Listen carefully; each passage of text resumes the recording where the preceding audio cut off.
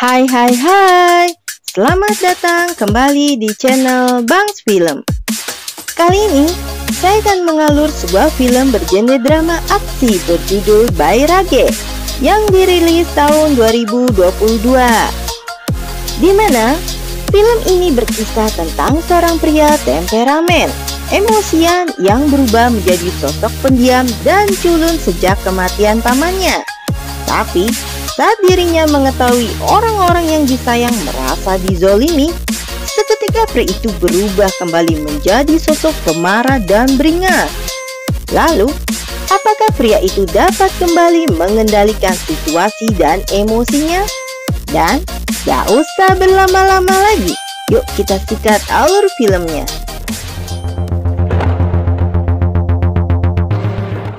Di sebuah perayaan, ada seorang pria penari macan, tapi bukan anggota trio macan ya. Pria ini bernama Siva. Ini adalah profesi yang sudah dilakoni turun-temurun keluarganya. Dan waktu menari, ada sekelompok orang melemparkan lemon yang sudah disusupi jarum-jarum. Siva berhasil menghindari lemon itu, tapi berbeda dengan pamannya, karena paman Siva terkena lemon berisi jarum yang membuat luka di bagian matanya.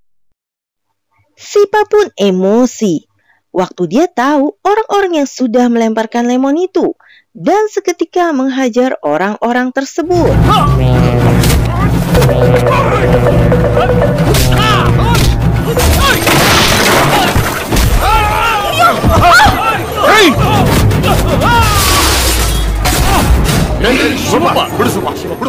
Gara-gara keributan itu, Siva malah dijatuhi hukuman oleh pengadilan dan dihukum penjara 15 bulan lamanya. Di lapas, Siva adalah salah satu napi bandel.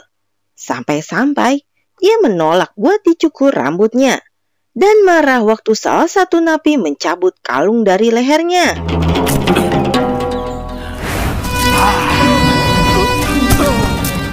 Karena sifat Siva yang mudah marah, dia pun diperingatkan seorang polisi bernama Prakas. Dan supaya Siva lebih menahan emosinya. Soalnya, Siva masuk penjara bukan karena kejahatannya, melainkan gara-gara tak bisa mengontrol emosinya. Dan selama di penjara, Siva mendapat kabar kalau pamannya meninggal dunia.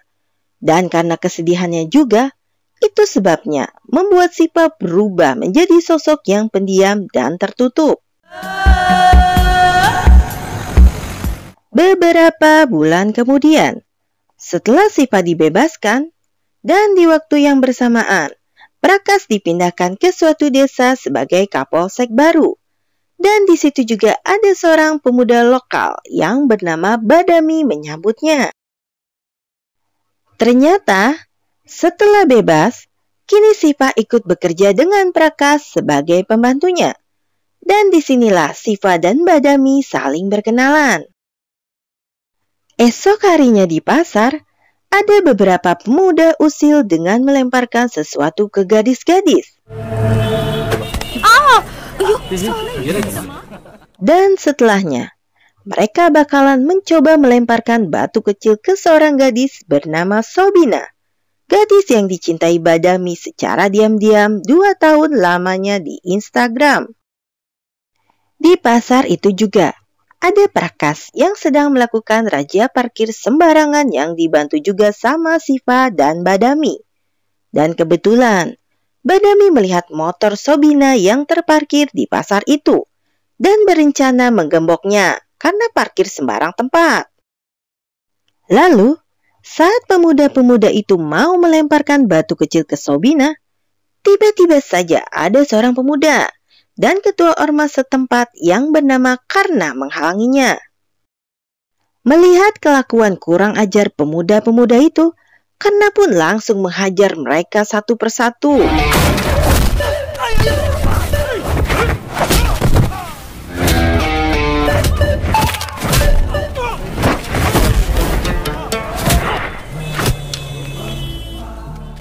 Setelahnya, waktu Sobina keluar, ternyata Sobina keluar memakai motor lainnya. Dan motor yang mereka gembok bukan punya Saubina, melainkan milik seorang gadis lainnya yang bernama Yasa. Badami pun langsung pura-pura nggak tahu soal tindakan itu. Dan Yasa harus membayar denda supaya gemboknya bisa dibuka. Melihat hal itu, Sipa juga bingung. Dia harus berbuat apa? Di malam harinya, waktu kantor polsek sudah sepi, Badami membuatkan sebuah akun Facebook buat Siva dengan menampilkan foto dirinya sendiri sebagai foto profilnya. Dan tak diduga, ternyata Siva mendapatkan seorang teman yang mengaku bernama Depika yang langsung mengirim pesan di Facebook setelah dibuatkannya. Orang yang mengirim pesan ke Siva adalah Yasa yang mengaku bernama Depika, gadis yang bertemu Siva di pasar. Tapi Siva nggak tahu kalau gadis yang sedang dia chat adalah Yasa. Esok harinya, karena mengumpulkan semua orang penting dan sesepuh desa itu, di sini karena memberitahu kalau seorang menteri akan datang berkunjung ke desa mereka. Dan acara penyambutan direncanakan akan dilakukan di sebuah gedung sekolah. Di sebuah sekolah, waktu Sipa lagi duduk santai, dia melihat seorang gadis muda yang dihukum bernama Kerti karena nggak memakai sepatu layak. Kebetulan, ternyata Yasa bekerja sebagai guru di sekolah itu dan mencoba menghindari Sipa waktu dia melihatnya. Beberapa hari kemudian, Sipa datang lagi ke sekolah itu dan secara diam-diam memberikan sebuah bingkisan kepada Kerti yang tanpa disadari Sipa, Yasa melihat tindakan Sipa itu. Ternyata, bingkisan itu berisikan sepatu baru buat Kerti dan terlihat senangnya Kerti mendapatkan sepatu barunya yang juga membuat Yasa mulai sedikit tertarik dengan Sipa karena sifat baiknya. Malam harinya, Yasa atau Depika nama samarannya mengirimkan pesan dan mengajak Sipa bertemu di sebuah stasiun kereta. Mereka berencana bertemu di sebuah gerbong kereta, tapi Yasa tidak akan menunjukkan dirinya. Di sini, Yasa mulai menceritakan kisah masa lalunya yang kelam kepada Sipa sambil memegang tangan Sipa di sisi bangku lainnya. Dan singkatnya, setelah Yasa menceritakan kisahnya, mereka pun saling melepaskan tangan dan berpisah, tanpa pernah diketahui Sipa siapa sosok wanita yang berbicara dengannya. Tapi yang pasti, Yasa mengetahui sosok pria yang diajak berbicara dengannya adalah Siva. Merasa kecewa karena Siva tidak melihat sosok wanita itu, Siva pun menjadi murung. Dan kebetulan mereka lagi di sekolahan, Sipa pun menggunakan komputer sekolah buat mengirim pesan ke Yasa. Betapa senangnya Siva setelah dia tahu kalau gadis idamannya akan datang dalam acara kunjungan menteri. Dan gadis itu memberitahu kalau dia akan pakai gaun berwarna hijau dalam acara tersebut, supaya Sipa bisa mengenalinya. Esok malamnya, sebelum acara, tanpa sengaja Badami mengetahui kalau Depika adalah Yasa, sosok gadis bergaun hijau. Dan di tempat lain, terlihat menteri yang bernama Murti masih di perjalanan dan sebentar lagi sepertinya akan tiba. Tibalah menteri itu dan langsung mencari Karna. Soalnya, Karna bakalan dipromosikan untuk masuk ke rancah politik. Tapi sebelum naik ke panggung, si menteri mencari toilet sekolahnya. Waktu menteri itu lagi di toilet, dia nggak sengaja melihat Kerti lagi sendiri di ruang ganti. Dan waktu menteri cabul itu lagi diam-diam mengintip, dia tak sengaja menjatuhkan sesuatu. Tapi Kerti tak menyadari niat jahat menteri cabul itu karena masih polosnya. Sempat karena memergoki tindakan menteri cabul itu. Tapi, waktu itu menteri berjanji akan benar-benar mempromosikan Karna. Dengan teganya, Karna membiarkan perbuatan menteri cabul itu kepada Kerti. Bahkan, Karna ikut mengalihkan perhatian Prakas dan lainnya. Dan setelah itu, ternyata tanpa sengaja, Yasa yang memergoki perbuatan Menteri Cabul itu juga. Beberapa saat kemudian, Menteri itu pun naik ke atas panggung dan sangat berterima kasih kepada Karna yang telah mendukungnya. Sementara di sisi lain, Sipa melihat Yasa yang dalam keadaan lusuh keluar dari sebuah ruangan. Dan karena Sipa terus dihalang-halangi ajudan menteri saat bertanya pada Yasa, akhirnya Sipa menunjukkan sisi lainnya, siapa Sipa sebenarnya.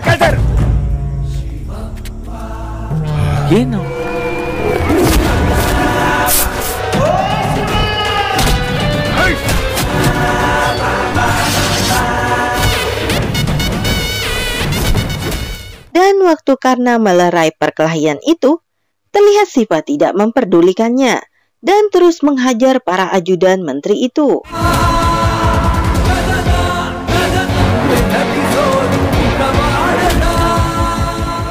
Esok harinya, Sipa dimarahi Prakas karena menganggap Sipa sudah membuat acara berantakan, bahkan berani melawan Karna. Dan waktu Karna datang ke kantor polisi, ternyata Karna tak menuntutnya. Bahkan Karna memberikan bingkisan ke kantor polisi dan sejumlah uang ke Sipa tanpa Sipa mengetahui maksud Karna tersebut. Karena punya uang, Sipa membelikan kado buat beberapa orang terdekatnya, termasuk menebus motor Badami yang digadaikannya. Dan betapa bahagia dan terharunya Badami atas tindakan sahabatnya tersebut.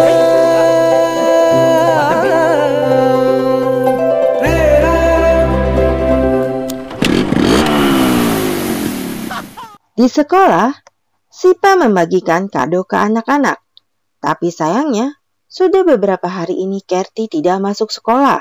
Dan waktu Sipa meminta Badami memberikan kado ke Yasa, Yasa langsung menolak dengan emosi yang memuncak, tanpa Badami ketahui apa permasalahannya. Esok harinya, waktu Badami sedang bekerja, tiba-tiba ada beberapa polisi dan menuduhnya kalau Badami telah menyelundupkan barang terlarang. Waktu Badami lagi diinterogasi, Sipa berusaha menghalanginya. Sipa pun menemui Prakas perihal kasus yang dituduhkannya. Dan Sipa yakin kalau Badami tidak terlibat dalam kasus itu. Lalu, Sipa akan mencoba berbicara dengan perwira polisi yang memegang kasus yang menimpa temannya. Saat Sipa mencoba menjelaskan kebenarannya pada perwira polisi itu, Sipa mendapatkan perlakuan yang kurang menyenangkan dari oknum tersebut. Dan waktu Sipa mengingatkan kembali siapa Sipa sebenarnya kepada polisi itu,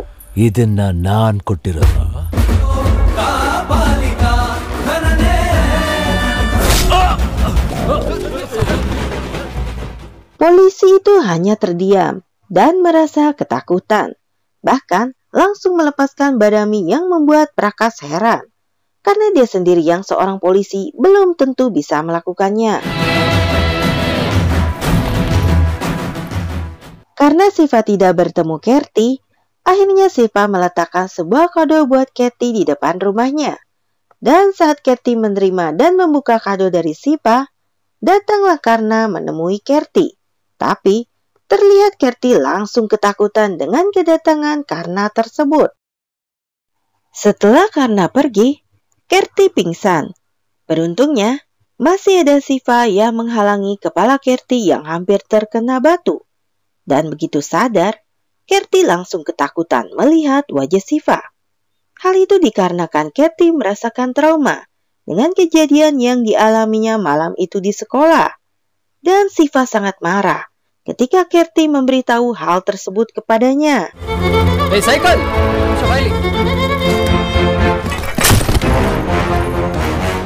Melihat Karna sedang berkumpul dengan kelompoknya, Sipa pun mulai mendekati dan berencana akan menghajarnya.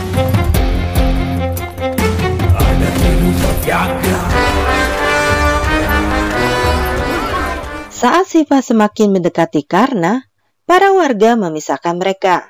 Dan Karna mengurungkan niatnya menghajar Sipa. Lalu dibawalah Sipa ke sebuah lapangan. Tapi beruntungnya, Siva diselamatkan Prakas dari amukan warga. Setelahnya, Siva menceritakan semua kecurigaannya kepada Prakas perihal Kerti yang kini menjadi seorang gadis pemurung. Tapi, sebagai polisi, Prakas sulit membantunya kalau tidak ada laporan dan bukti. Terlebih orang-orang yang terlibat adalah orang-orang penting, bahkan seorang menteri. Dan karena Siva terus-menerus tidak bisa mengontrol emosinya, Prakas pun langsung mengusir Siva dari kantor polisi itu.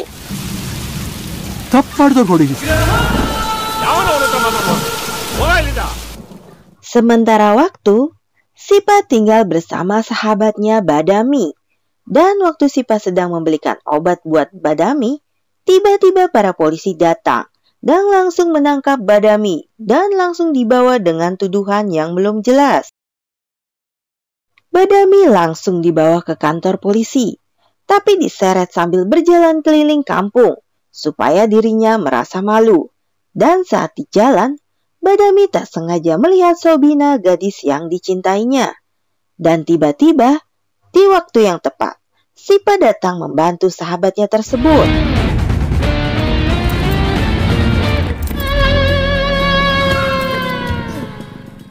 Waktu polisi mengejarnya, Siva tidak kabur, bahkan menabrakkan polisi itu seperti sebuah kereta. Setelahnya, Siva meminta Badami untuk bersembunyi sementara waktu. Dan di tempat itu juga, mereka melihat Kerti dan keluarganya yang sedang melakukan ritual. Karena keluarganya berpikir, Kerti diganggu arwah jahat yang membuatnya selalu murung. Waktu Kerti mau merendamkan diri, Siva curiga kalau Kerti akan melakukan sesuatu. Dan benar saja, Kerti melelapkan dirinya di sungai itu. Lalu, dengan sigapnya Siva berusaha menyelamatkan gadis malang tersebut. Tapi sayangnya, nyawa Kerti sudah tidak tertolong lagi. Mendengar kabar kematian Kerti, Menteri Cabul itu pun merasa tenang dan memberitahu Karna kalau menteri itu akan memberikan dukungan penuh supaya Karna bisa masuk ke rancah politik sebagai anggota dewan. Di pemakaman Kerti, Yasa tak sengaja bertemu dengan Siva dan Siva memberitahu kalau sebenarnya Kerti mati bunuh diri. Mendengar hal itu, Yasa sangat terpukul. Terlebih Yasa lebih mengetahui kejadian sebenarnya. Di tempat lain, Karna pun mempersiapkan sebuah acara untuk meresmikan kalau dia akan mencalonkan dirinya menjadi anggota dewan mendatang. Lalu, Prakas mendatangi Karna. Soalnya ada barang seludupan dan dicurigai ada salah satu kendaraan teridentifikasi milik Karna. Dan tiba-tiba saja Siva datang mengamuk di tempat itu. Beruntungnya, Prakas sempat menahan Siva saat dia hendak menyentuh Karna. Saat yang bersamaan juga, asisten menteri datang. Dan ternyata ada Yasa juga yang berada di mobil itu. Jadi, sempat Yasa melaporkan kejadian pada polisi. Tapi sialnya, di tempat itu ada si asisten menteri yang mencoba menghalangi pengaduan Yasa tersebut. Dan itu sebabnya Yasa berada dalam satu mobil dengan asisten menteri itu. Di tempat itu, asisten menteri itu memberitahu kalau Prakas akan dimutasikan di lalu lintas. Secara otomatis, kasus yang sedang ditanganinya akan dipindahkan. Dan benar saja, Prakas mendapatkan kabar kalau dia akan dimutasi. Tapi Prakas masih memiliki 1 hari untuk menyelesaikan tugasnya. Karena Prakas, orang yang menjaga Siva sudah tidak berwenang lagi di desa itu. Siva pun kembali menjadi brutal dan langsung menghajar para ajudan menteri.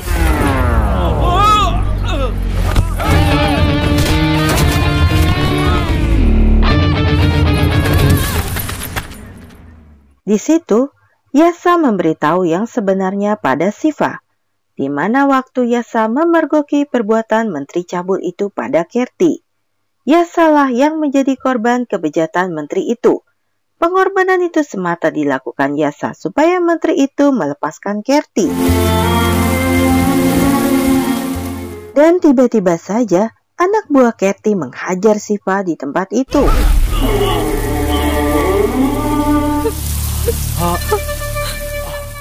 Dan saat itu juga Badami datang membantu Yasa yang hampir didekati asisten menteri tersebut. Kini Shiva kembali ke dirinya, bagai seekor macan buas yang siap menerkam mangsanya.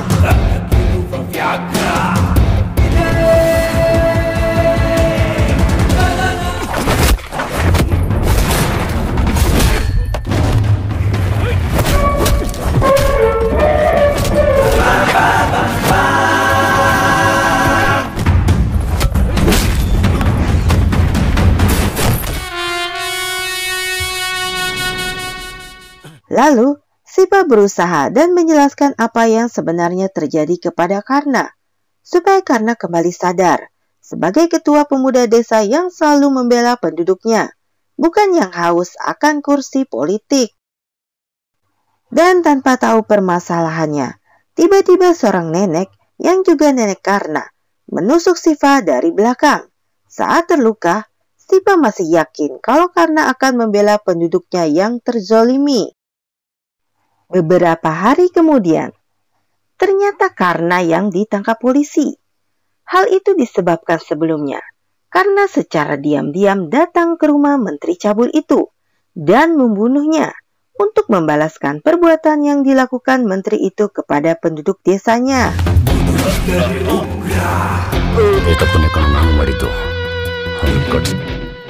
Setelahnya, Karna berterima kasih pada Shiva, sebab Shiva sudah menyadarkannya kembali, dan film pun selesai. Terima kasih buat kalian yang sudah menonton alur film ini sampai selesai. Dan kami mohon maaf kalau masih ada kekurangan dalam mengalur sebuah kisah film tersebut. Buat kalian yang menyukai alur film ini, silakan like dan share. Dan buat kalian yang belum subscribe channel ini, silakan subscribe karena gratis gak pakai dosa. Lalu tekan tombol loncengnya supaya kalian gak ketinggalan alur cerita film berikutnya. Salam dan sampai jumpa lagi.